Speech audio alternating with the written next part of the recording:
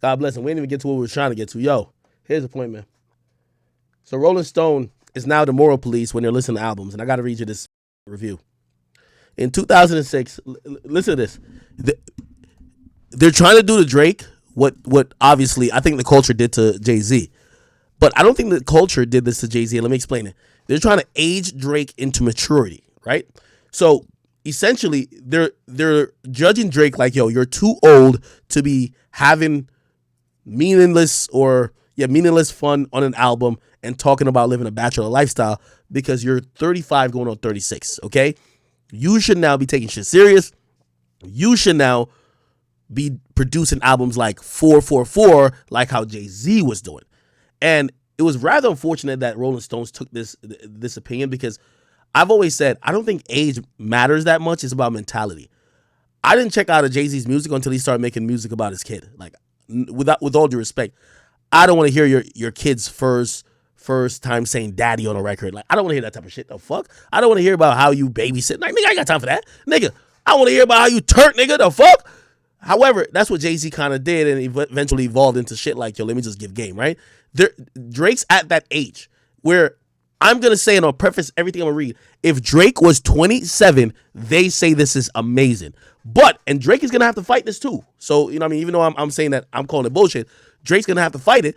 Drake, again, with women, like for example, Nicki's 40. Nicki gyrating on stage, if she was 28, I'm like, oh shit, look at that ass. Like, damn, we love Nicki, right? She's 40. Now people calling her grandma, right? It's the same with Drake. Except it's not like sexuality. They're looking at Drake like, yo, bro, you still rapping like a college kid, right? I grew up on Drake, and most of Drake's music was really effective in my college years and getting out of it to having some sort of disposable income. They're trying to almost look at Drake to say, bro, you're getting too old for this. And by the way, and everything I'm going to say is going to be backed up because they're comparing Drake now to Jay-Z then. Keep in mind, the big difference is Jay-Z was already married to Beyonce. Drake, still a single bachelor, is not married to no one, but Jay-Z had to pivot. He was married. Let's read it. In 2006, a 36-year-old Jay-Z made his highly anticipated return to rap after a brief yet celebrated retirement on Kingdom Come. The self-proclaimed best rapper attempted to strike a balance between club anthems and mature reflections. Again, Rolling Stone is trying to shame Drake into growing up. Now, granted, I'm not saying that Drake should be still rapping like he's a kid, but they're trying to shame him like, yo, why don't you have a wife? Why aren't you rapping about settling down and being on the other side of your life, right? Look, critical opinion was divided, and rap fans took aim at closing track Beach Chairs, where the one-time Big Pimp talked about impending fatherhood while Chris Martin of Coldplay serenaded him on the chorus. 16 years later, right? Obviously, they're talking about 2006. 16 years later is 2022. Another generational talent marked his 36th birthday by announcing a new album. They're talking about Drake. Again, I keep having to point out, Jay-Z at 36 had Beyonce, was ready, already laid a whole legacy for not only Rockefeller, but his whole career. He dropped about it seemed like about almost 10 projects before he retired, whatever the case is. He was dropping every year. He was good and he was ready to start a family. And they're using that to judge Drake. Like, yo, you're 36. Why you ain't starting a family? Keep in mind, Drake's still running around fucking the next big booty bitch. Like, shit, allegedly he tried to pipe out Ice Spice. Like, he's just trying to get the next pussy. Drake is 36 and he's acting like he's definitely 24. Granted, I just think times has changed. I don't see a problem with it. You could judge. Anyway, yet early responses to Her Loss Drake collaboration with 21 Savage have been defined by his purported mockery of Meg Thee Stallion. Another place where they show their bias. Are you telling me Drake's album to me is not defined by his quote-unquote mockery of Meg? To keep it real, Circle Loco isn't even on my top 5 tracks. Y'all let me know if it is. It's definitely not in my top 3 tracks. Let's say top 3 instead of 5 because Circle Loco is a pretty good track. Is that track even on your top 3? But they're acting like this line is the biggest moment of the album. He says, then they quote his lyrics, this bitch lied about getting shots, but she's still a stallion. She don't even get a joke, but she's still smiling, which he raps on Circle Loco, which unfolds over a slowed and chopped sample of Daft Punk One More Time. The Texas rapper isn't the only one Drake insults. Other unconfirmed targets on the album include one-time hitmaker Drum, Serena Williams, and even Brooklyn Munch newcomer Ice Spice. But the furious backlash of the Stallion bar, in particular, Meg's anguished tweets. Blah, blah, blah, blah. Hold on. Okay. So let's get to their gripe, right?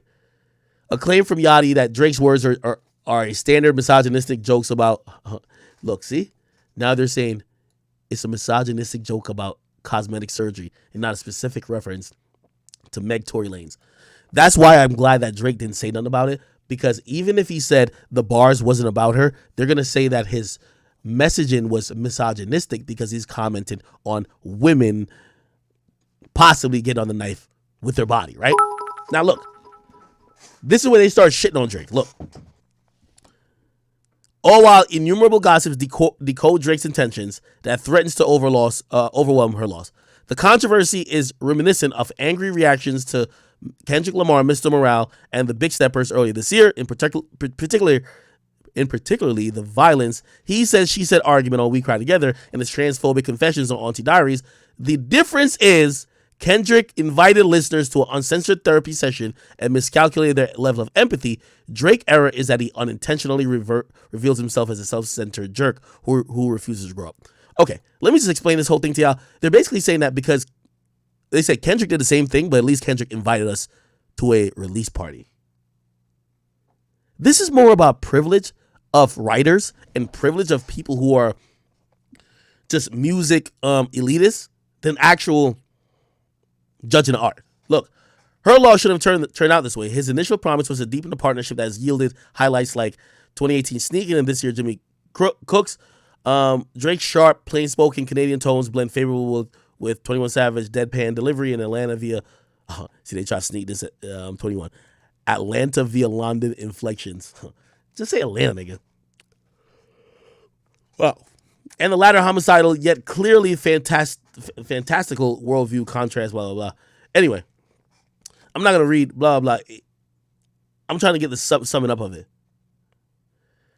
They say that Her Law turns into a Drake album. He takes most leads on the verses, and they say 21 Savage will reduce and roll. Shitting on 21, right?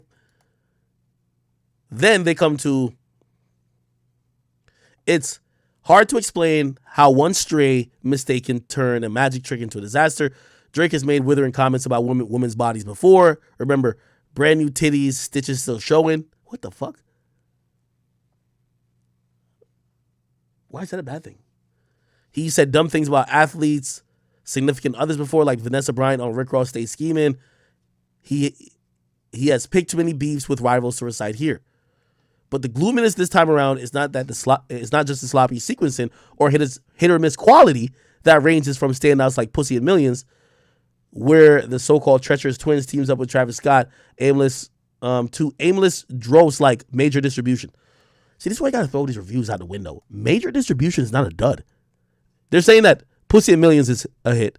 Major Distribution is a dud. Couldn't be further from the truth. Drake's 2015 collaboration with Future, What Time to Be Alive, was equally uneven, yet the two carefree happiness buoyed them into structural problems. They conjured a joyous lit vibe. Drake and 21 Savage can't match with Her Loss. Yes, 36-year-old Jay-Z called plenty of jokes for Beach Chair, yet by acknowledging that he was making out with women in the showers and commanding girls to on Molly to strip anymore, he freed himself to grow as an artist, leading to a post-retirement classics like American Gangster 444. Every hero is different, and it's unclear where Drake will evolve to next. After the singular misfire that is Her Loss, does he even care? Drake, and I'm gonna hit you about this personally too. Drake, I'm glad you're starting a family in the sense of you have a beautiful son. I know you love your son Adonis. I know you would do anything for him.